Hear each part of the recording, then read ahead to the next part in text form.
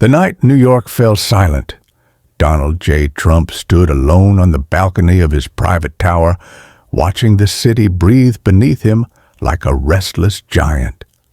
The lights were still on, the streets still alive, but something had changed. He could feel it. Power always spoke before it moved. For weeks, whispers had circled through political back channels, corporate boardrooms, and encrypted forums. One word kept appearing again and again: Martian. No one knew exactly what Martian was. Some called it a movement. Others believed it was a shadow network, an invisible front operating beyond governments and elections. It wasn't left or right. It wasn't red or blue. It was something else entirely. And tonight, Martian had reached out to him. Trump's phone buzzed. No caller ID, just a message. You don't control the game anymore, but you can still change the ending. He smiled slightly.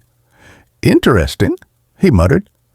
Trump had faced critics, courts, media storms, and political exile. But this felt different. Martian wasn't attacking him. It was inviting him. The invitation, the next day, Trump boarded his private jet. Not to a rally or a courtroom, but to an abandoned airstrip in Nevada. No press, no aides, just one security detail he trusted. At the edge of the desert, a black vehicle waited. Inside sat a woman in her early 40s, calm, sharp-eyed. She introduced herself only as Evelyn. Martian isn't an organization, she said as the car rolled forward. It's a reaction. To what? Trump asked. To a world run by systems that pretend to be democratic, but behave like machines. Trump leaned back. Sounds like something I've been saying for years. Evelyn nodded. That's why we're here. What Martian really was deep beneath the desert. Trump was led into a massive underground chamber, walls of screens, data streams flowing like digital rivers. This was Martian's heart. Martian was not a rebellion with guns. It was a global pressure system, made of technologists, former intelligence analysts, economists, and disillusioned insiders. They didn't want to destroy governments. They wanted to expose the illusion of control. We don't choose leaders, Evelyn said. We choose narratives. Martian rewrites narratives. Trump studied the screens. Economic collapses predicted months before they happened. Political scandals mapped before they broke. Movements manipulated by algorithms. So why me? Trump asked. Because you don't follow the script, she replied. You break it. The choice Martian offered Trump a role, not as a leader, not as a president, but as a disruptor.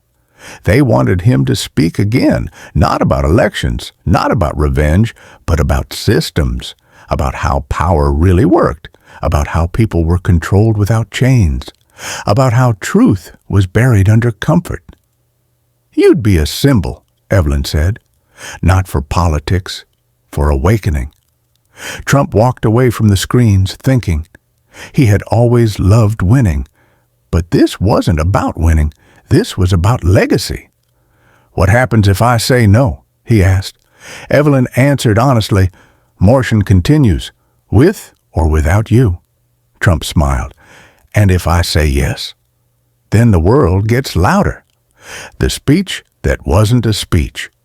Weeks later, Trump appeared, not on a campaign stage, but in a simple room, broadcast online without networks, without branding, no flags, no slogans, just him.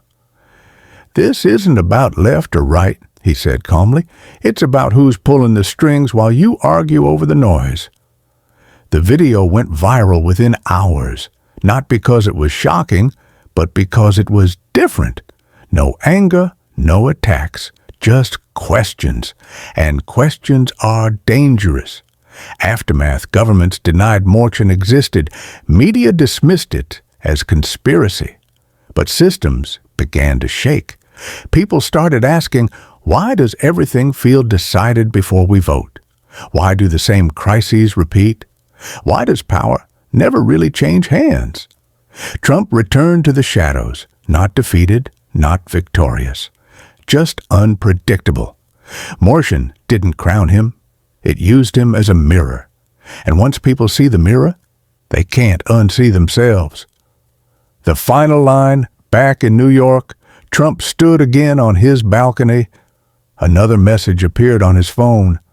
The front has moved. He looked out at the city and smiled. Good, he said. Let it.